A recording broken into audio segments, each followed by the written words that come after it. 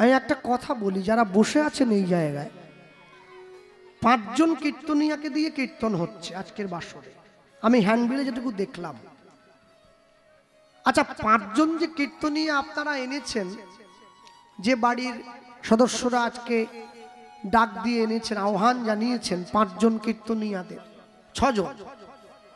6 জনের মধ্যে 3 জন কিন্তু বাবাজি কীর্তনিয়া রয়েছেন, আছে। বাকি 3 জন আমাদের মতো মাঠে ঘাটে ঘুরে বেড়ানো কীর্তনিয়া। 60,000 টাকা নিলেই তো আর বাবাজি হবে না। চাইলে চোর হওয়া যায়, চাইলে সাধু হওয়া যায় না, কি? চাইলে ডাকাত হওয়া যায়, চাইলে ভক্ত হওয়া যায়, চাইলে লটারির টিকিট কাটা যায়, কিন্তু চাইলেই টাকা লাগানো যায় না, ওটা থাকতে হয়। এই যে মায়েরা বসে আছেন, আপনারা প্রত্যেক দিন বাড়ির লোকের জন্য রান্না করেন, সারা জীবন রান্না করে তো ভূত খাওয়ালেন। ছেলে মেয়ে, স্ত্রী, পুত্র, পরিবার, পরিজন সব ভূত। যেদিনকে আপনার হাতের রান্না আমার গৌর গোবিন্দের সেবায় ভোগ হয়ে লাগবে, সেদিন জানবেন রান্না শেখা আমার সফল হয়েছে। হরি বল, হরি বল।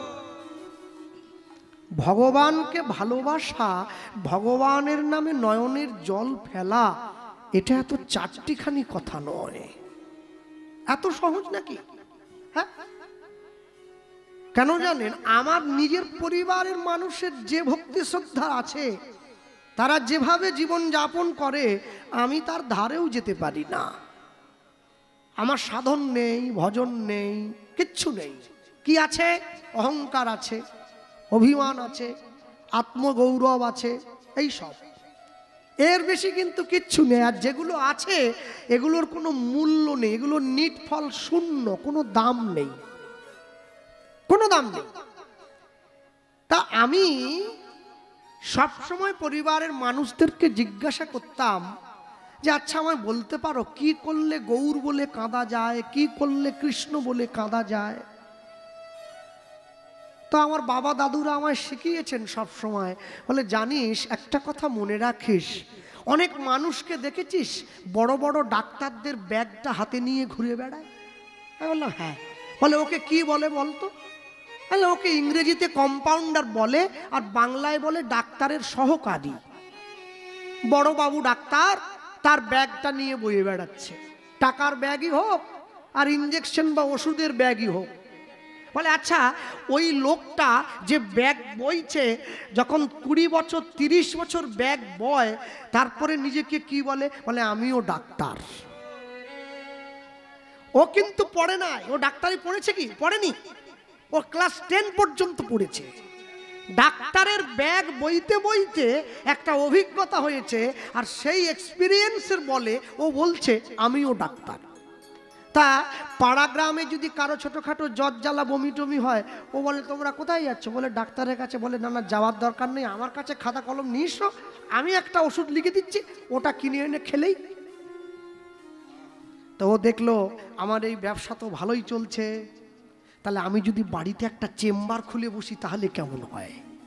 দেখুন, বড় ডাক্তারের ব্যাগ বইতে বইতে ও কিন্তু ডাক্তার।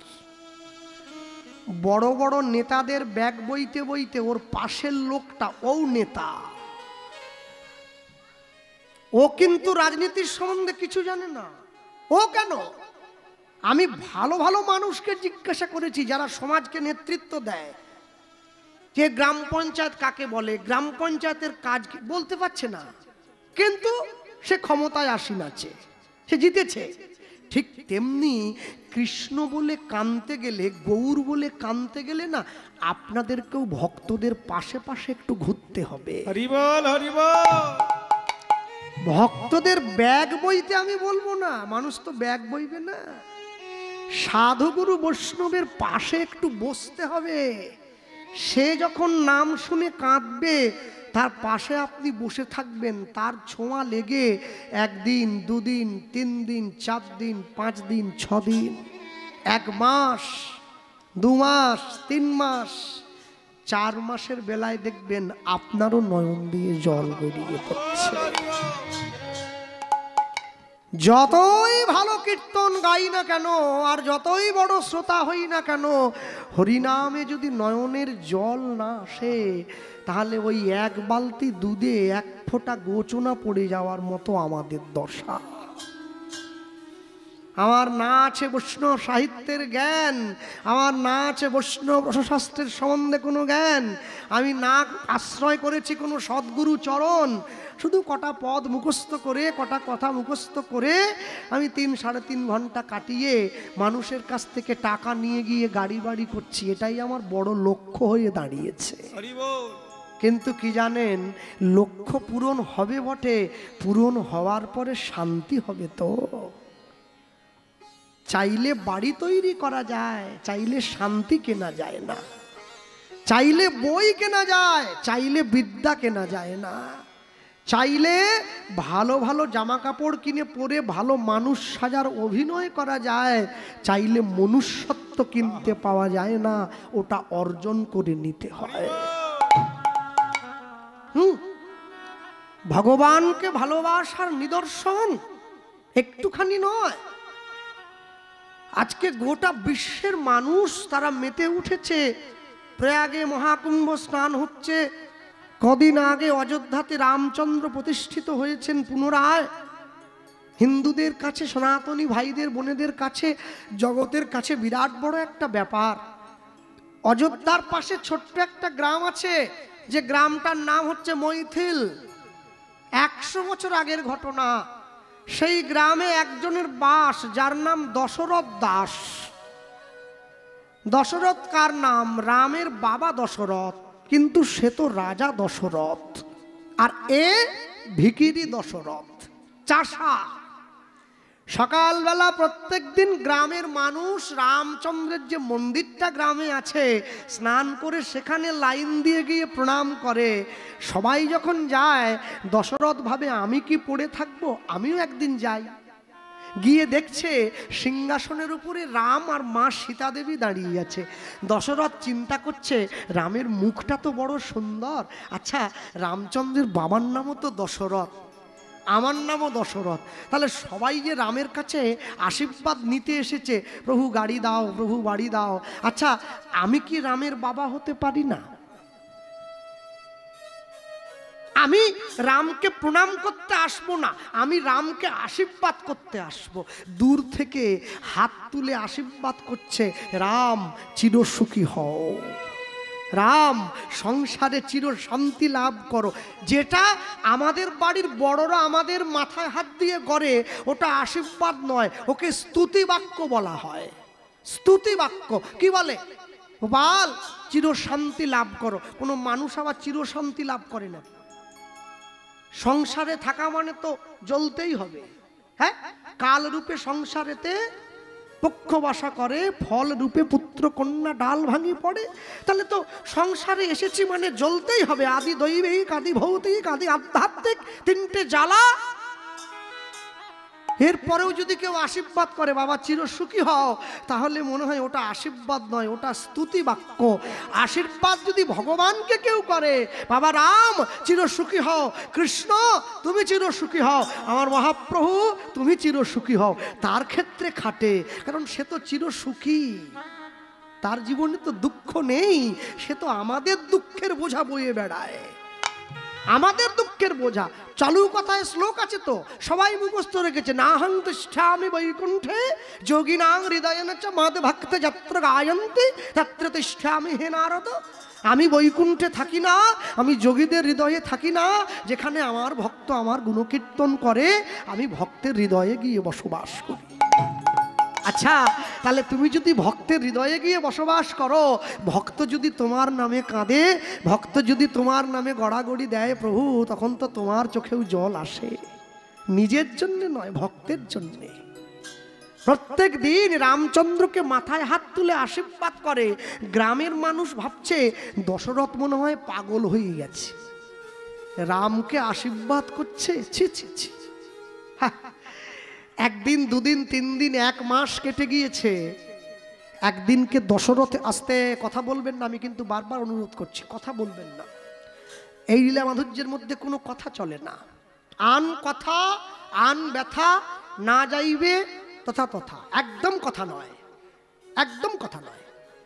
1 মাস পরে দশরথের মনে অনুশোচনা হয়েছে। কি অনুশোচনা?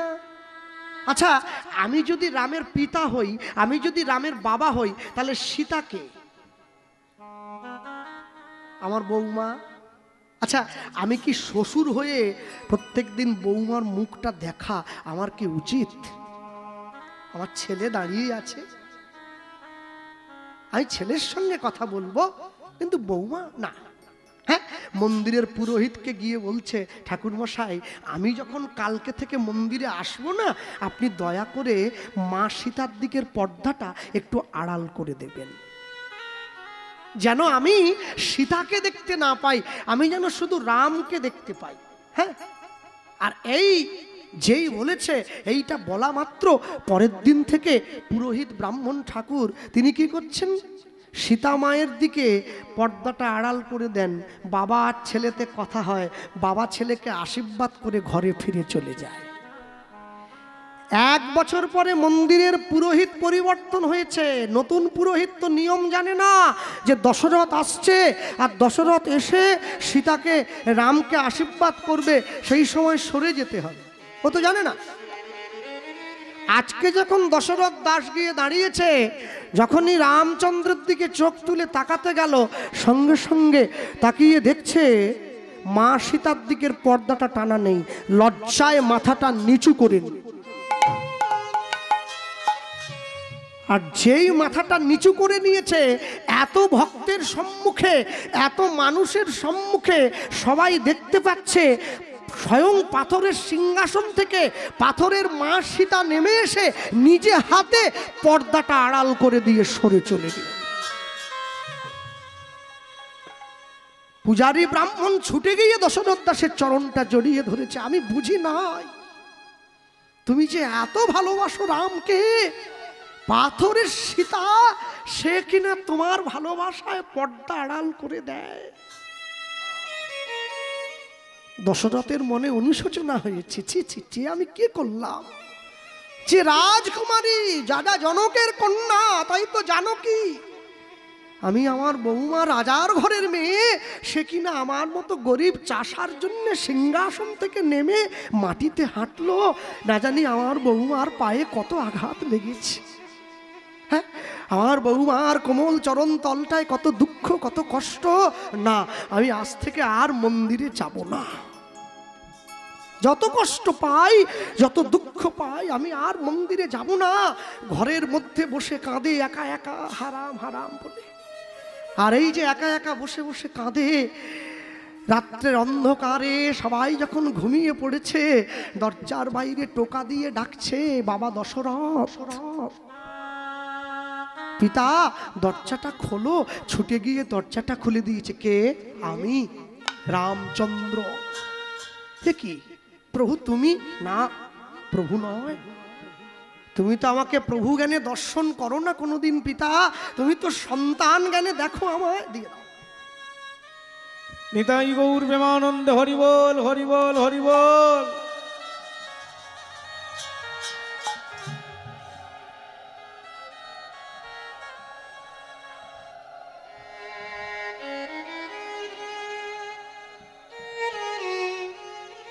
তুমি তো আমায় সন্তান জ্ঞানে দেখো পিতা, তাহলে সন্তানের জন্য বাবার মন যদি উচাটন হতে পারে, বাবার জন্য কি সন্তানের মন উচাটন হবে না? আমি ছুটে এসেছি মন্দির থেকে, আমায় আশীর্বাদ করবে না? মাথাটা নিচু করে দাঁড়িয়ে আছে। সারা বিশ্বের ভগবান মাথাটা নিচু করে দাঁড়িয়ে আছে, আমায় আশীর্বাদ করো, আমি যেন সুখী হতে পারি। দশরথের হাতটা থরথর করে কাঁপছে, রামচন্দ্রের মাথায় দিয়ে বলছে, বাবা চির সুখী হও। মাথায় হাত দিয়ে আশীর্বাদ করছে। দশরথ দাসের স্ত্রী জিজ্ঞাসা করছে, প্রভু সারা জগৎ তোমার কাছ থেকে আশীর্বাদ করুণা ভিক্ষা চায়, আর তুমি কি না আমার মতো গরিবের ঘরে আশীর্বাদ নেওয়ার জন্য ছুটে এসেছো? বলে কেন এসেছি জানো? সবাইকে আশীর্বাদ করতে করতে আমার আশীর্বাদের ভাণ্ডটা শূন্য হয়ে গেছে। আমার পিতার কাছ থেকে সেই ভাণ্ড পরিপূর্ণ করে নিয়ে গেলাম। কালকে সকাল বেলায় যখন সবাই আসবে, আমি এই ভাণ্ডের থেকে আশীর্বাদের ফল বের করে সবার হাতে দেব। আমি সকলার হাতে দেব, তবে তো জগতের মানুষ বুঝবে রাম কত করুণাময়। মহাপ্রভু প্রত্যেক দিন সচিমার কাছে গিয়ে নিজের মাথাটা নুইয়ে দিত, মা আমায় আশীর্বাদ করো, আমায় করুণা করো। সচিমা সন্তান জ্ঞানে নিমাইকে আশীর্বাদ করতেন, নিমাই সুখী হও। একদিন, দুদিন, 3 দিন, 4 দিন, আজকে যখন আশীর্বাদ করছে মাথায় হাত দিয়ে, নিমাই সুখী হও, নিতাই চাঁদ দাঁড়িয়ে আছে পাশে। সচিমায়ের আশীর্বাদের ভঙ্গি দেখে নিতাই চাঁদের নয়নের জল এসেছে। সচিমা নিতাই কাজকে জিজ্ঞাসা করছে, কাঁদছিস কেন বাবা, কি হয়েছে? বলছে, মা সারা জগৎ যার কাছে করুণা ভিক্ষা চায়, সে তোমার কাছে মাথা নত করে দাঁড়িয়ে আছে। আর সে যে তোমার কাছে মাথা নত করে দাঁড়িয়ে আছে, তুমি তাকে প্রাণ ভরে আশীর্বাদ করবে, তবেই তো তার জীবন সার্থক হবে, তবেই তো সে তোমার সন্তান। মনে রাখবেন, ভগবানকে ভালোবাসা, ভগবানকে নিজের করে পাওয়া এত সহজ নয়, এত চারটিখানি কথা নয়। খেলতে খেলতে আজকে আমার মহাপ্রভুর মনটা ব্যাকুল হয়ে গেছে ঘরের জন্যে। নিতাই চাঁদকে ডেকে বলছে, দাদা চলো ঘরে যাই, আমি ঘরে ফিরে যাব, আমায় যেতে হবে তো, আমার মায়ের জন্য মনটা ব্যাকুল হয়েছে, আমায় যেতে হবে। দেখো পশ্চিম দিগন্তে সূর্য অস্তমিত হচ্ছে, আমায় যেতে হবে ঘরে। বৈষ্ণব মহাজন কত সুন্দর করে লিখছেন। আস্তে যারা বসে আছেন আজকে ইউটিউবের মাধ্যমে যারা আমায় দেখেছেন, আজকে আমি আপনাদের এই এলাকাতে প্রথম এসেছি, আগে আসি নাই কোনোদিন। আমি দয়া করে আপনাদের সবাইকে বলবো, যখন অষ্টকালীন কীর্তন শুনবেন, অষ্টকালীন কীর্তনটা এমনি বাসরে গিয়ে পালা কীর্তন শোনার মতো করে শুনবেন না। যতক্ষণ বসে শুনবেন, এই 3 ঘন্টা 3.5 ঘন্টাতেও এক ফোঁটা চোখের জল যদি ফেলতে পারেন না, এই মাটিতে আপনার জন্ম ধন্য হয়ে যাবে, আর কিছু হোক আর না হোক। আর এই যে বৈষ্ণব মহাজন লিখছেন, কত সুন্দর কলম দিয়েছেন। নিতাই চাঁদকে ডেকে, সকলকে ডেকে মহাপ্রভু বলছে, বেলি অবসান হইল,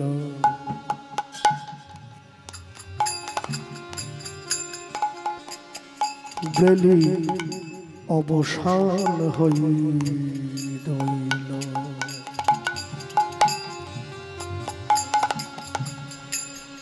গৃহেতে চলি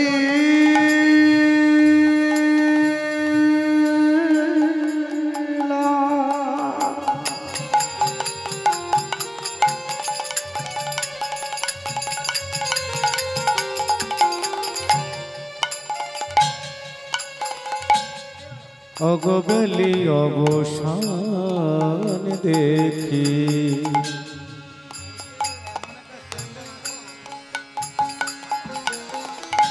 গৃহেতে চলিলাম। ভারতীয় শাস্ত্রীয় সঙ্গীতে প্রত্যেকটি সময়ের আলাদা আলাদা করে রাগ রাগিনী আছে। যে সময়ের যেই রাগ, সেই রাগের উপরে আলাপ হয়, সেই রাগে কীর্তন হয়। কীর্তন বাউল গান নয়, কীর্তন আধুনিক গান নয়, কীর্তন নজরুল গীতি নয়, কীর্তন রবীন্দ্রসঙ্গীত নয়, কীর্তন উচ্চাঙ্গ সঙ্গীত। আর এই যে রাগ রাগিনীগুলি সৃষ্টি হয়েছে, আমরা কত বড় সৌভাগ্যের অধিকারী জানেন? সনাতন ধর্মে জন্ম নিয়েছি আমরা, প্রত্যেকটা সময়কালীনেও গানের সুর বেঁধে দেওয়া হয়েছে। সকালবেলা ঘুম থেকে উঠে শরীরটাও অলস লাগে না, গলাটা বসা বসা থাকে, রাগটাও কিন্তু অলসভাবে তৈরি করা হয়েছে, ভৈরব। তারপর যখন একটু শরীরটা ম্যাচমেচে হয়, একদম একটু চাঙ্গা হয়, তারপর একটু যখন গলাটা ছেড়ে যায়, আনন্দ ভৈরব। দেখেছেন একটু একটু করে বাড়ছে। ঠিক এই সন্ধ্যাকালে ঘরে ফিরছি, এই সময় চা বিস্কুট খায় মানুষে ঘরে বসে। দুপুরবেলা খাওয়া দাওয়া হয়েছে, বিকেলবেলা একটু ফল খেয়েছে, একটু বিশ্রাম নিচ্ছিল, এবার চা বিস্কুট খাচ্ছে, মনটা ফুরফুরে আছে। এই ঠিক সেইভাবেই রাগের আলাপটা করা হয়েছে। যে রাগে আলাপ করা হয়েছে এই রাগটির নাম হচ্ছে পুরিয়া। এই রাগের ওপরেই মহাজন পদ আমরা শুনছি। বেলি অবসান দেখি গৃহেতে চলে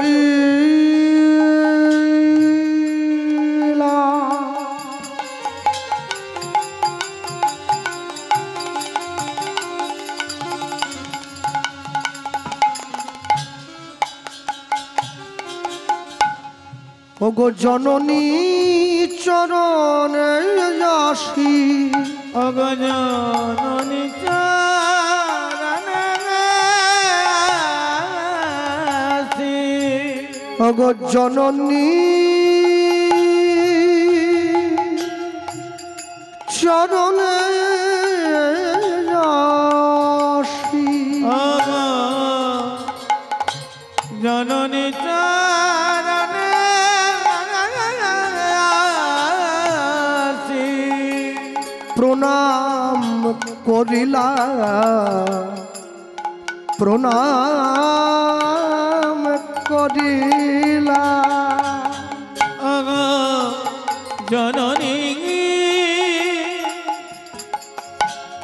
চরণে আসি, প্রণাম করিলা, দেখো প্রণাম করিলা, প্রণাম করিছে, দেখো প্রণাম করিছে, ওই জগৎ যাকে প্রণাম করে দেখো সে আজ মায়ের চরণে প্রণাম করিছে। ওগো জগতে যাকে উলুধ্বনি প্রণাম করে, দেখো চরণে আসি মায়ে চরণে প্রণাম করিছে, জগত প্রণম্য হয়ে মায়ের চরণে প্রণাম করিছে। ওগো জগতে প্রণাম হয়ে, দেখো মায়ের চরণে আসি প্রণাম করিছে। সচিমার চরণে হাত দিয়ে নিমাই প্রণাম করছে, আর যেই প্রণাম করেছে সচিমা নিমাইকে বক্ষ মাঝে জড়াইয়ে ধরে কহে নিমাই রে, নিমাই রে, ওরে যাইবার কালে তোর অঙ্গ এত মলিন ছিল না, অঙ্গে ধুলা ছিল না রে, বল বল তোর অঙ্গে কেবা ধুলি দিল, তোর অঙ্গে কেবা ধুলি দিল। নিতাই চাঁদ এসে বলছে, মা নিমাইয়ের অঙ্গে কেউ ধুলো দেয় নাই, নিমাই নিজেই তো ধুলায় গড়াগড়ি গিয়েছে। হ্যাঁ, আর হ্যাঁ গো মা, এমনি এমনি গড়াগড়ি যায় নাই, শুধু রাধে রাধে রাধে বলে নিমাই নদের ধুলায় গড়াগড়ি দিল। রাধে রাধে রাধে নিতাই গৌর হরি বল। নিমাই নদে ধুলো গড়াগড়ি দিল, ধুলায় ধূসর অঙ্গ গদ গদ ভাস, ওগো ধুলায় ধূসর অঙ্গ আমার গদ গদ ভাঙা ধুলায় ধূসর অঙ্গ গদ গদ ভাস ও গো ধুলায় ধো সরয়ঙ্গ গদ গদ ভা এ রাধা মোহন পদ এ রাধা মোহন পদ করতহি আস সময়ে রাধা মোহন পদ করত কি আসনে হে রাধা মোহন পদ করতহি আস এ রাধা মোহন পদ করত কি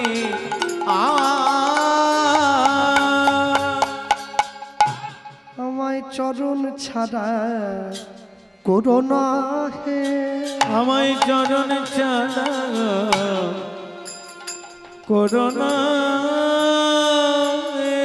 বলিও হে আমার গৌর হরি আমার চরণ ছাড়া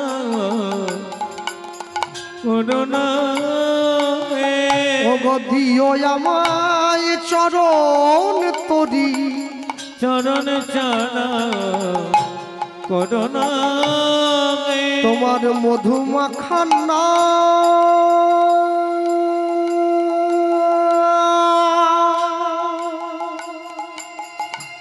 যেন গাইতে পারি আমায় চরণ ছাড়া করোনা ও গো আমার গৌর হরি আমায় চরণ ছাড়া করোনা তুমি পার করো গো ভব তরি চরণ ছাড়া করোনা ও গো হে আমার গৌর হরি চরণ ছাড়া করোনা তোমার দাস হয়ে যেন রইতে পারি চরণ ছাড়া করোনা তোমার চরণ ধুলি যেন লইতে পারি চরণ ছাড়া করোনা বলিও হে আমার গৌর হরি চরণ ছাড়া করোনা ও গে আমার গৌরী হরি চরণ ছাড়া করোনা চরণ ছাড়া করোনা এ রাধা মোহন পদ করত কি এ রাধা মোহন পদ করত কি ছোট্ট করে গেয়ে নিই একটু এ রাধাম হন পদ কর তোহি আস রে এ রাধাম হন পদ কর তোহি আস রে এ রাধাম মোহন পদ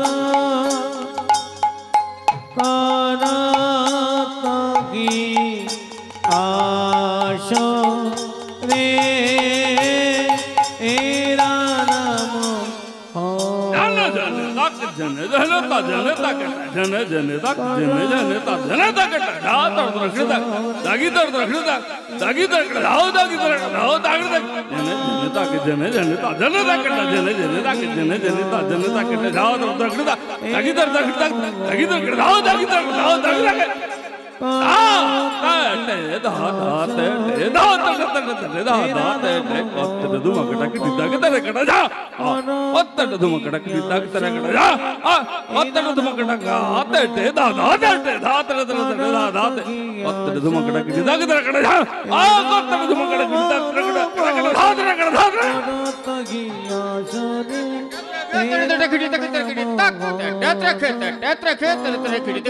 जागी तेरे तेरे गिरी तक तेरे गने तेरे याद तेरे याद जा तक तेरे तेरे तेरे गिरी तक तक तेरे तेरे तेरे गिरी तक तेरे जागी तेरे तेरे गिरी तक तेरे तत तत जा और तत जा तत धरे लागी तेरे तेरे गिरी तक तेरे तेरे तागी तेरे तेरे गिरी तक जागी तेरे तेरे गिरी तक तेरे याद तेरे Dagini, dagini, dagini, dagini, dagini, dagini, dagini, dagini, dagini, dagini,